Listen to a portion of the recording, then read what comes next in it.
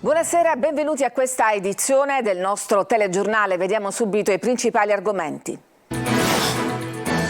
Ogni giovane donna è Rosalia. Nel giorno della patrona di Palermo, la severa condanna dell'arcivescovo Lorefice contro la violenza sessuale. Forte riferimento allo stupro di gruppo del luglio scorso e come violentare la nostra Santuzza. Palermo, maglia nera dei senza casco. Nell'intera Sicilia il 14% dei centauri non usa la protezione obbligatoria. Nel 2022 si sono registrati oltre 4.000 incidenti in moto, 78 i morti. L'esordio al Massimino del Catania, sfregiato dai vandali che hanno distrutto 18 nuovi seggiolini e caccia ai responsabili. Fontane chiuse e divieto di giocare a pallone in piazza, le iniziative del sindaco sceriffo di Riposto contro le inciviltà dei cittadini grandi e piccoli. Ponte sullo Stretto, i dubbi del sindaco di Messina, Basile, mi sembra un azzardo pensare di partire a giugno prossimo. Spettacolare atterraggio tricolore nella Valle dei Templi di Agrigento, le suggestive immagini dei paracadutisti dei Carabinieri di Livorno è un primo passo della città capitale della cultura 2025. La festa del popolo dei capelli rossi a Campobello di Mazara, la giornata per celebrare l'orgoglio di quegli individui rari a cui anche Verga dedicò la novella Rosso Malpelo.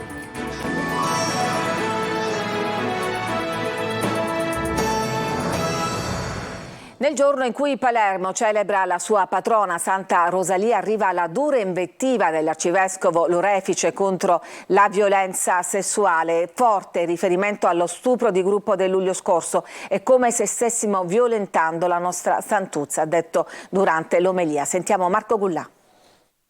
Ogni giovane donna è Rosalia, un nuovo anatema da parte dell'arcivescovo di Palermo Corrado Lorefice proprio nel giorno in cui la città celebra la patrona Santa Rosalia. Il riferimento dell'arcivescovo è alla ferita ancora aperta dello stupro di gruppo del 7 luglio scorso. Già ieri sera, nel corso della chianata verso il santuario di Monte Pellegrino, Lorefice aveva detto: se viene violentata una giovane donna è come se stessimo violentando la nostra Santuzza. Se oggi una ragazza è violentata, se oggi il Monte Pellegrino è violentato, abbiamo violentato la Santuzza, perché ogni giovane ha Santuzza, perché ogni via della nostra città è la via della città che Rosalia ha voluto liberata dalla peste. E noi violentiamo la Santuzza, la nostra Santa Rosalia, la nostra patrona. E quindi io salgo anche con un cuore che chiede anche perdono, con un cuore penitenziale. Non può essere questa la nostra Palermo. Non può essere questa la nostra Palermo, ha ribadito Lorefice nel corso dell'omelia pronunciata davanti al santuario di Santa Rosalia. Parole forti, dure, un amaro rimprovero verso un manipolo di giovani accomunati dal delirio di onnipotenza virile che si avventa su di lei come fosse carne da preda. Epilogo del fallimento formativo di noi adulti, delle fondamentali agenzie educative, della società. Infine l'arcivescovo ha concluso: non possiamo essere gli amici, i devoti, i concittadini di Rosalia e violentare il suo corpo e la sua casa. Lorefice ha anche urlato il suo sgomento per le vite dilaniate dei nostri giovani presi d'assalto da incauti mercanti di superalcolici e da accaniti spacciatori di crack, venditori di una felicità contraffatta che stravolge i sentimenti, corrode la mente e distrugge i corpi. Un riferimento anche ai recenti roghi che hanno distrutto, fra l'altro, la chiesa che custodiva il corpo di San Benedetto il Moro. In città, nell'aria, ha detto, si respira un'inquietudine e una pesantezza sociale. La celebrazione eucaristica ha chiuso la notte della chianata che ha visto migliaia di fedeli salire sul Monte Pellegrino lungo la strada vecchia. Siamo devoti, lo facciamo ogni anno. Ogni anno? Sì. Quanti siete? Tutti in famiglia. In realtà è stata l'occasione perché ognuno di noi già normalmente avrebbe rispettato la tradizione. Ci siamo detti perché non farla tutti in gruppo, dato che siamo già un gruppo, e quindi eccoci perché siamo qui. Noi siamo qui perché è stato un anno molto difficile, anche più di un anno, con i genitori che non sono stati bene, la mamma soprattutto, e c'è in previsione la nascita di un bimbo, quindi la preghiera era che mamma arrivasse a conoscere l'ultimo nipotino in arrivo.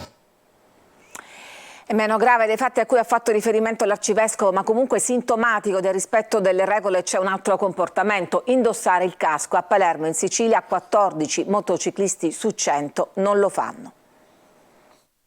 Secondo i dati dell'Istituto Superiore di Sanità, nell'intera Sicilia il 14% dei motociclisti non usa la protezione obbligatoria e la città di Palermo ne è praticamente capitale. Un quarto dei 78 morti per incidenti stradali in Sicilia del 2022 avrebbe avuto più chance di salvarsi se le vittime avessero indossato il casco. E in una città come Palermo le cure per ogni singolo caso con ferite gravi costano al sistema sanitario nazionale fino a 50.000 euro. Questa mattina abbiamo fatto un giro per la città e le immagini sono più che eloquenti. In molti non indossano la protezione, soprattutto in periferia. Qui siamo in via Oreto, c'è chi addirittura trasporta qualcosa nel proprio ciclomotore non indossando ovviamente il casco. E poi guardate questo centauro, totalmente indisturbato e senza protezione, avvia una telefonata al cellulare.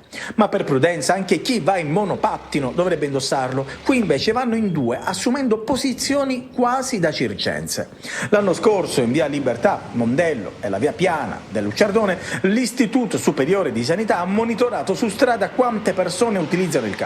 Poi ha ripetuto l'operazione in provincia Termini Imerese e anche a Catania e a Belpasso. Nel capoluogo siciliano il risultato che utilizzava la protezione l'86,7% dei conducenti, il dato più basso d'Italia, inferiore sia alla media delle regioni del sud, circa il 92%, e di Napoli, 94,5%, sia quello rilevato 5 anni fa, sempre a Palermo, l'88%.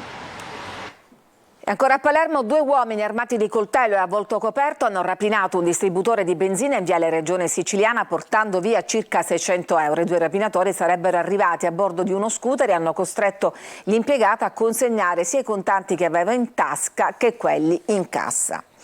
E ancora episodi di inciviltà. L'esordio del Catania al Massimino è stato deturpato dai vandali che hanno danneggiato 18 seggiolini. Immagini al vaglio degli inquirenti per trovare i responsabili. Marco Carli. Queste immagini, quelle della festa, e poi queste dei seggiolini rotti. Un contrasto che ha in parte rovinato l'effetto pienone di Catania Crotone. Spalliere rotte o piegate, parti bruciate dai fumogeni, tutti atti intenzionali di teppismo. I dati diffusi da Digos e Scientifica: un seggiolino danneggiato nel settore ospiti, 1 in tribuna B, 6 nella nord e 10 in curva sud. Questa è una zona con alta concentrazione di seggiolini rovinati. In questo caso lo vediamo proprio alla spalliera, che è rimasta comunque in parte attaccata. 2 posti a sinistra e invece la spalliera, come vedete, è completamente divelta. Ci spostiamo di ulteriori 2 posti. Il danno invece in questo caso è nella parte laterale. I video sono al vaglio degli inquirenti per tentare di trovare i responsabili. Lo spazio per saltare c'è fra una fila e l'altra, non è questo ad aver creato i danni. Dalla serie B in su i criteri infrastrutturali prevedono seggiolini muniti di schienale obbligatori in tutti i settori. Inutile non prevederli da adesso, considerando la spesa effettuata. Chiaramente non va fatta di tutta l'erba un fascio, abbiamo fatto un sopralluogo stamattina anche insieme a voi e abbiamo riscontrato comunque la rottura dei seggiolini quasi in maniera mirata, cioè quasi con un unico piede, soprattutto nelle due curve. Lo stadio, come sappiamo, è stato consegnato a tempi di record. Ci siamo arrivati e quindi per questo sottolineo che bisogna colpire chi ha rotto questi seggiolini, ma al contempo bisogna saltare chi li ha installati e ci ha permesso di arrivare per tempo a disputare la partita, e ovviamente gli straordinari 20.000 tifosi che hanno gremito lo stadio Angelo Massimino venerdì. A riposto nel catanese il sindaco ha adottato alcune singolari iniziative contro piccole e grandi inciviltà messe in atto dai cittadini. Andiamo a scoprirle con Eva Spampinato. A riposto nel catanese la lotta all'inciviltà di grandi e piccoli si combatte a suon di ordinanze, multe per chi gioca a calcio in piazza e telecamere come quelle che dovrebbero essere installate qui, in via Etna, accanto alla fontana pubblica dalla quale ormai da diversi giorni non sgorga più acqua. Il sindaco Davide Vasta ha deciso di interrompere l'erogazione pubblica senza un'ordinanza, affiggendo questo cartello: le fontanelle sono state temporaneamente chiuse a causa dell'inciviltà delle persone. Decisione che ha scatenato molte polemiche perché non sempre mentre le buone intenzioni vengono sviluppate in maniera corretta. L'iniziativa presa dal sindaco, secondo i ripostesi, suona come una punizione che colpisce tutti indistintamente sull'utilizzo improprio delle fontane comunali che, secondo il sindaco, invece sono usate come car wash dai passanti che lavano le loro auto con l'acqua pubblica. La lotta dell'amministrazione all'inciviltà si sposta poi poco più in là, a Torre Archirafi, accanto al mare. Qui il sindaco è intervenuto con una ordinanza che vieta di giocare a calcio in piazza e nelle aree pedonali utilizzando il pallone di cuoio. A me mi rompono gli occhi e a un'altra donna qua pure. Ci sono bimbi da 2 anni, 3 anni, arriva una pallonata di quelle, di cuoio. Lei che cosa ne pensa? Se è suo figlio che cosa dice? Giocano un po' troppo forte. Non bisogna tirare pur sempre forte. Io ho imparato questa cosa dopo di che c'era una bambina di fronte a me e io ho tirato e si è fatta male, giustamente. Gli stava per arrivare la palla a mio fratello, che era ancora piccolino, e mia mamma l'ha deviata. Quindi in un certo senso generava del divertimento, che era una cosa che non ci faceva stare con i telefoni. Quindi non lo so, è stata una cosa un po' buona come anche un po' no. I ragazzi, di contro, chiedono spazi adeguati dove giocare. Farci un bel campetto perché in quello là, come ho detto, non si può giocare. E ci conducono qui, in questo campetto sterrato, a ridosso della strada, dove l'amministrazione vorrebbe che loro giocassero, ma dove i genitori non li mandano perché è troppo pericoloso. E parliamo adesso di Ponte sullo Stretto. Il sindaco di Messina, che fra l'altro è un pontista convinto, passatemi il termine, non nasconde però le sue perplessità, in particolare sull'inizio dei lavori. Francesco Triolo. C'è un problema di riserve naturali, c'è un problema di sviluppo turistico, c'è un problema di espropri, ci sono diversi problemi, quindi dire che il cantiere si aprirà a giugno 2024 essendo a settembre 2023, per quello che ritengo, credo sia un azzardo, però vedremo insieme come fare, perché il ponte sullo Stretto di Messina ha una forte ricaduta sulla città di Messina. Il sindaco di Messina, Federico Basile, conferma a voce quelli che sono i dubbi e le perplessità che ha messo nero su bianco nella relazione del suo primo anno di sindacatura. Un atto ufficiale nel quale Basile sottolinea come la città di Messina non sia stata coinvolta nei processi di pianificazione ed organizzazione di tutto il sistema ponte, sino ad arrivare alla conclusione che secondo lui il prossimo giugno difficilmente partiranno i lavori per la mega opera. Di fatto una smentita alle dichiarazioni sempre più ottimiste che arrivano dal ministro delle infrastrutture Matteo Salvini. Basile e il suo vice Mondello, che è anche assessore ai lavori pubblici e alla viabilità, già nei mesi scorsi avevano lanciato chiari segnali sul mancato coinvolgimento al tavolo interistituzionale nazionale, ma anche l'intenzione di non voler accettare scelte calate dall'alto, ma di voler essere parte integrante del processo decisionale. Un aspetto che Basile aveva sottolineato all'amministratore delegato della Stretto di Messina, Pietro Ciucci, lo scorso 13 luglio, quando i due si sono visti a Palazzo Zanca. Oggi il sindaco di Messina è tornato alla carica e durante una telefonata con lo stesso Ciucci ha concordato un incontro entro una decina di giorni. Non si parlerà di fattibilità o meno, ma solo dell'impatto che l'opera avrà sulla città di Messina per concordare e governare le scelte. Dalla cantieristica alla ricaduta occupazionale a tutte quelle che sono le opere connesse, non le chiamerei neanche compensative perché non c'è nulla da compensare, è un ragionamento che riguarda tutta la città. È ancora in corso l'intervento per spegnere gli ultimi focolai dell'incendio divampato la notte scorsa in un edificio abbandonato in via Acquicella a Catania, ex sede di un campo rom non autorizzato. Le fiamme sono state alimentate in parte dalla presenza di rifiuti e poi da mobilio di vario genere. Nella struttura che ospitava un centinaio di persone, i vigili del fuoco hanno trovato e spostato diverse bottiglie di gas che rischiavano di esplodere. E proprio oggi lo sciopero regionale dei Vigili del Fuoco che protestano contro la cronica carenza di organico e la mancanza di mezzi adeguati. Dall'emergenza incendi, denuncia il sindacato SB, si passerà in breve all'emergenza maltempo senza l'adeguata prevenzione. Oggi l'ennesimo sit-in di protesta a Catania a causa dei prepensionamenti. Alcuni distaccamenti sono costretti a chiudere in un territorio dove, come abbiamo visto poco fa, si registrano centinaia di interventi. Raffiche di multa ai titolari di 15 camion dei panini parcheggiati giorno e notte nelle strade del lungomare della stazione di Catania e che invece dovrebbero operare solo fra le 19 e le 2 del mattino. 4 di loro sono alla terza sanzione e hanno già subito una sospensione. Ci fermiamo, adesso c'è una pausa per la pubblicità, torniamo dopo con altre notizie.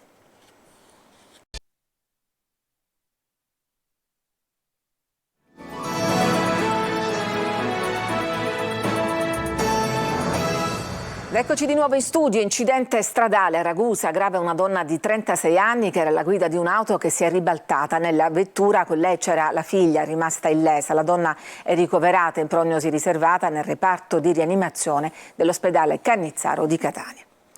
Spettacolare atterraggio nella Valle dei Templi di Agrigento dei paracadutisti del 1° Reggimento Carabinieri Tuscania di Livorno. L'evento rappresenta un primo passo verso Agrigento, capitale della cultura nel 2025. Davide Sardo. Nel cielo di Agrigento, sopra la Valle dei Templi, patrimonio dell'umanità, ecco l'esibizione avio-lancista della sezione di paracadutismo sportivo del 1° Reggimento Carabinieri Paracadutisti Tuscania di Livorno, con uno spettacolare atterraggio ai piedi del Tempio della Concordia tra gli applausi del numeroso pubblico. Per la prima volta nella storia la Valle dei Templi ha ospitato la discesa dei paracadutisti. Sono i militari più volte campioni del mondo di precisione, impegnati in un atterraggio difficile in uno dei posti più belli del mondo. Un vero e proprio spettacolo che ha emozionato i tantissimi turisti presenti alla manifestazione, che apre di fatto gli eventi di Agrigento, capitale della cultura 2025. E per l'occasione il sindaco di Agrigento ha invitato anche i 9 sindaci finalisti del concorso, che hanno così avuto l'opportunità di ammirare le bellezze artistiche e culturali della città che il poeta Pindaro definì la più bella dei mortali. Avevo promesso al ministro San Giuliano, quando il 31 marzo ci ha proclamato, che avrei invitato i sindaci. Ebbene, quel desiderio, oltre alla promessa, il desiderio mio di realizzare quella rete turistico-culturale, l'ho concretizzata. Sono riuscito a trasformare una competizione in una cooperazione. Dopo l'atterraggio, la cerimonia di consegna della bandiera tricolore da parte del colonnello dei Carabinieri Vittorio Stingo al sindaco della città, prossima capitale della cultura per il 2025, Francesco Miccichè. Abbiamo avuto l'onore di far sventolare nei cieli della più bella città dei mortali il tricolore italiano, la più bella bandiera del mondo. E l'onore è quello di averla scortata noi carabinieri attraverso gli atleti del 1° Reggimento Carabinieri Paracadutisti Tuscania. Abbiamo poi donata nelle mani del sindaco a peritura memoria di quello che è il legame tra l'Arma e la sua gente, i cittadini di Agrigento. La bandiera italiana sarà messa in mostra in una teca che verrà esposta nel Palazzo dei Giganti, sede del comune di Agrigento. La fortuna bacia la Sicilia regalando 2 vincite milionarie, entrambe con il gratta e vinci. A Melilli, in provincia di Siracusa, vinti 2 milioni di euro con un tagliando del costo di 5 euro. Il fortunato incasserà subito 300.000 euro e poi 6.000 euro al mese per 20 anni. Altri 2 milioni di euro sono stati vinti a Cattolica Eraclea, in provincia di Agrigento. Ci fermiamo ancora, c'è un'altra pausa e poi torniamo con altre notizie.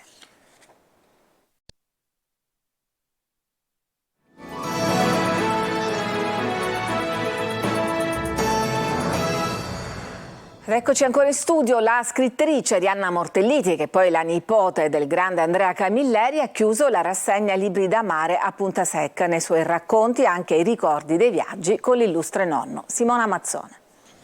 Torna nella sua Punta Secca, borgo suggestivo del Ragusano, noto in tutto il mondo per l'ambientazione della serie Rai Montalbano. Arianna Mortelliti, romana doc ma siciliana d'origine. Suo nonno materno era Andrea Camilleri e qui ogni angolo parla di lui. L'occasione è l'ultimo appuntamento della rassegna Libri da Mare, che ha chiuso con la presentazione dell'opera prima della scrittrice, figlia d'arte. Suo papà è il regista Rocco Mortelliti. Nonno Andrea, sin da piccola, l'ha portata con sé nei suoi luoghi del cuore, primo tra tutti Porto Empedocle. Quando io ero piccolina, nonno è stato in Sicilia, appunto noi abbiamo casa a Porto Empedocle, che è la sua casa d'infanzia. Io lì ho imparato a nuotare alla Scala dei Turchi, che a quel tempo, quindi all'inizio degli anni 90, era un luogo deserto, dove eravamo praticamente io, mamma, nonno, il cagnolino, che era color sabbia, si vedono solo gli occhietti neri, ed era un posto magico dove si respirava veramente l'aria della Sicilia. Arianna Mortelliti, laureata in scienze biologiche e una docente, ma la vicinanza al nonno Andrea Camilleri le ha dato l'ispirazione giusta, tanto che l'esperienza dolorosa dell'ultimo mese di vita dello scrittore, quando era in coma, è proprio il leitmotiv del suo libro Quella volta che mia moglie ha cucinato i peperoni. La mia opera prima, che ho scritto, ispirandomi alla condizione di mio nonno nel suo ultimo mese di vita, che è una situazione, che mi ha lasciato molto scioccata, perché comunque avere una persona cara in coma per un mese è una situazione molto particolare da cui sono riuscita a uscire in maniera più o meno serena proprio grazie alla stesura del romanzo. Protagonista Arturo Baldi, 95 anni, portato d'urgenza in ospedale dove scivola in un coma profondo. La sua coscienza è ancora vigile. In un tempo sospeso Arturo riesce a sentire uno per uno tutti i componenti della famiglia che gli fanno visita in un'incessante sequenza di confessioni, sfoghi, preghiere. Un romanzo dall'originale stile narrativo che trasuda amore da ogni poro, dolce, appassionato, intenso, ricco di storie e con un pizzico di mistero, tanti segreti svelati alla fine che tengono il lettore con gli occhi incollati alle sue pagine. Si è concluso a Campobello di Mazara il 5° raduno internazionale delle persone dai capelli rossi. Ce ne parla Luca Ciliberti. Una festa in spiaggia fatta di giochi e divertimento che nel fine settimana ha animato 3 fontane a Campobello di Mazara e che si ripete ormai in Sicilia da 5 anni. La prima edizione, non a caso, fu a Calarossa a Favignano. Vedo che ogni anno ci sono sempre più persone, più bambini. Sono venuta apposta da Caserta qui a questo festival, sia per stare in compagnia degli altri rossi, ma per godermi anche questo fantastico mare. È stato un colore inaspettato. E mi sto divertendo, ho conosciuto molte persone con i capelli rossi. In inglese li chiamano ginger, sono le persone con i capelli rossi che rappresentano dall'1 al 2% della popolazione mondiale, sono più diffusi nel nord Europa, ma sono pur sempre una rarità. E forse è per questo che in passato i bambini con i capelli rossi venivano guardati curiosamente. Giovanni Verga ci scrisse pure una delle sue più celebri novelle, Rosso Malpelo. I tempi sono cambiati e oggi i rossi fanno gruppo e forse sarà stato anche questo a spingere i 3 organizzatori, Filippo Peralta, Max Firreri e Enrico Malato, a impegnarsi per condividere l'orgoglio rosso. Non è soltanto una giornata, alla fine sì, noi passiamo alcuni momenti insieme, ma è molto più di questo, è proprio qualcosa che se non lo provi forse davvero non puoi spiegarlo, è qualcosa che ti viene proprio da dentro il cuore. Testimonial anche quest'anno è stato l'attore Fabrizio Bracconeri, ex volto televisivo di Forum e indimenticabile protagonista della serie TV I ragazzi della terza C. L'appuntamento ovviamente sarà replicato anche l'anno prossimo, ma in 2 giorni, il 6 e 7 luglio, sempre a Campobello di Mazara. Sta edizione, grazie per averci seguito, vi auguro una buona serata.